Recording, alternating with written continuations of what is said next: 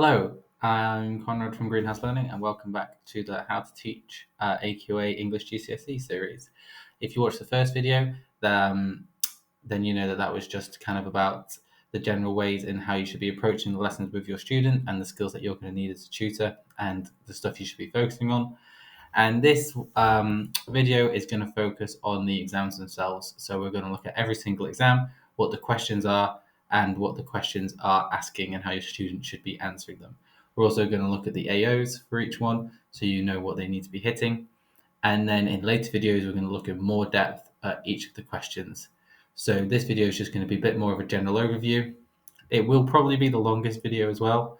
So feel free to, have a cup of tea, take a break, and, or just fast forward to the bits that you feel like you really need. If you know some of this already, just skip over it. So yeah, we're going to look at the AQA syllabus, so all the things that could be included. We're going to look over the different AOs for language and literature, and we're going to look at the literature and language exams. So this is what the exams are going to be. So they're going to have one on Shakespeare. So it says here that Shakespeare and 19th century novel are the same exam. This does change a bit. Like if you look at past papers, that will show that, sometimes we've had Shakespeare and unseen poetry, sometimes they've all been separate. But how this kind of works is there's going to be 5 topics in literature, and they are all 20% each. So that's 2 poetry ones and 3 texts.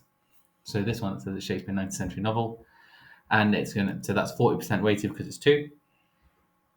And you also roughly get about 50 minutes for each one. When there's 2 exams in the same one, they give them a bit more time, but it's roughly about 50 minutes. So this is modern text and poetry. This one, again, they put the poetry is the same one, but I've seen them separately. So there's unseen poetry and just poetry in general. I think it's an anthology of poetry. Yeah, anthology of poetry. And then for the literature, for the language, there are 2 different papers. One which is explorations in creative reading and writing, and they're split up into 2. We're going to go into more detail in a minute. And then you get paper 2, which is writers' viewpoints and perspectives. So let's get into the AO. So I'm not going to read these all out. If you've watched my other videos, you know I'm not very good at that. So feel free to pause and read over yourself. I'll just kind of tell you what they're kind of asking. So AO1 is more about how you know what the text is about. Can you identify the themes? Can you show what's being said? And then AO2 is about how can you identify the techniques and in structure and language to show how the writer has portrayed those themes. I'll try and say that a bit clearer. AO1 is about the content, AO2 is about the themes that are being used and the techniques. And then AO3 is about the context in which the text was written. How do you know about your readings around the subject and around the time that affected how people read it or why it was written? And then AO4 is SPAG, spelling, punctuation, and grammar. That appears in a few, but it's not heavily marked in literature as much as language. And then the language ones, they have 2 different sets of AOs. So they've got the AOs for the reading and then the AOs for the writing. So the AOs for the reading section are kind of similar in the sense that you need to be able to identify the content and what it is about, and then you need to be able to identify how the themes and techniques were used, how the techniques, language, and structure were used. And then AO3 is about being able to compare different writings. And AO4 is the ability to evaluate and using bits from the text to back up your point.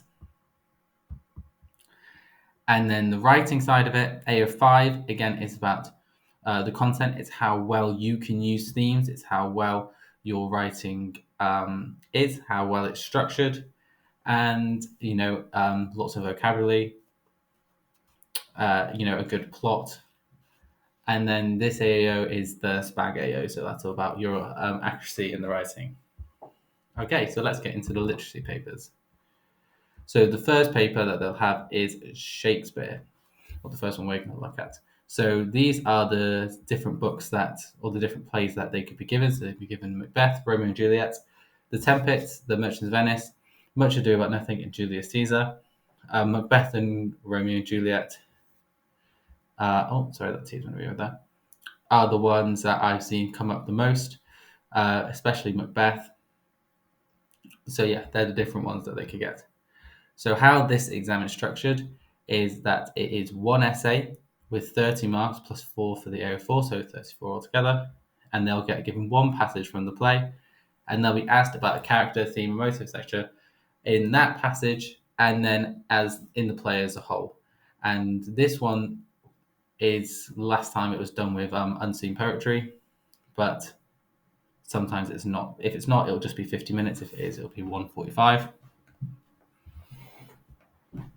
So now, the 19th century novel. These are all the ones that I get. So Strange Case of Dr. Jekyll and Mr. Hyde, Christmas Carol, Great Expectations, Jane Eyre, Frankenstein, Pride and Prejudice, or The Sign of Four. And then this is laid out the exact same as the Shakespeare one. You get given one passage, it's 30 marks plus 4 for the AO4, and you need to explore that passage in a theme, character, or motif, and then the book as a whole. And now this one gets slightly different. So this is the modern text one. And these are the ones that you can get given. So Inspector Calls, Blood Brothers, The History Boys, DNA, The Curious Instant of the Dog in the Nighttime, Taste of Honey, Lord of the Flies, Telling Tales, Animal Farm, Never Let Go, Anita and Me, and Pigeon English. And again, I've put a little star next to the ones that I've seen come up most regularly. And this one is slightly different because you will not be given a text and you'll just be given a choice of two questions. One question will focus on theme, one question will focus on character. And then you need to answer that using all your own knowledge from that book. And now we've got the poetry anthology. This one is probably the tricky one in terms of memory. So you get two different questions, one on love and relationships, one on power and conflict, and you'll be expected to have an understanding of all of these poems for love and relationships, and all of these poems for power and conflict. And sorry, that's the wrong thing. So how this one is laid out is you'll be given one of these poems, and you need to explore the theme of love and relationship in this poem and one of your own knowledge. So you need to be able to bring one in that you've memorized. And same again, you'll get given one question on a poem in power and conflict, and then you need to bring in one of the other poems you've memorized. So it's quite easy in the sense that realistically you don't need to learn all of these poems, because the one that comes up will jog your memory slightly of it and you'll be able to answer questions on it. And then you'll be able to, if you've memorized one or two, throw one of those in. And also the good thing about this is you'll always know the question that's going to be asked. It's always on power and conflict, and it's always on love and relationships. So you don't need to revise anything different. And now, unseen poetry, the poems aren't given to you. You've got to use your own poetry skills to be able to analyze it. So you'll get given two questions and two poems. So question one is just analysing one poem, and that's the big one. So it's 24 marks plus 4 for AO4, and you need to just completely analyse that poem. What's it about? What's the things that are being used? And question two is slightly smaller. It's only 8 marks, but you need to compare that to the other poems. So you're looking at the themes, what's similar, what's different about it in the writing style as well. So that is all of the literature papers. Now we go on to the language papers. So I think these are slightly easier to remember because there's no real revising content. There's no books to note. It's all about just the skills that you have. So paper one is explorations in creative reading and writing, and it's split up into two sections. So you've got section A, which is the reading, and you'll get given 4 questions on it. So the first one is a basic 4 marker. It's just getting some information out of the first paragraph and relaying it. I always tell students, do not drop 4 marks there. They are just giving you 4 marks. And then you get 2 8 markers. So the first one is how language is used, and the second one is how structure is used. So I would say the structure side of that is probably the tricky one because, it's a lot trickier to spot some structural techniques than it is language techniques. So make sure you focus on that in your sessions.